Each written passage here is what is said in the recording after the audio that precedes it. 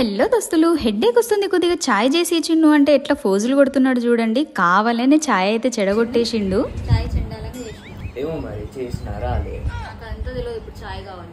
సరే rock paper scissors ఆడదాం. ఎవరు ఓడిపోతే వాళ్ళే చేయాలి ఛాయ్. ఓకే సరే మరి వేరే ఛాలెంజ్ చేస్తాం. Okay done. మిర్రర్ లేకుండా మేకప్ చేసి చూపివ్వాలి.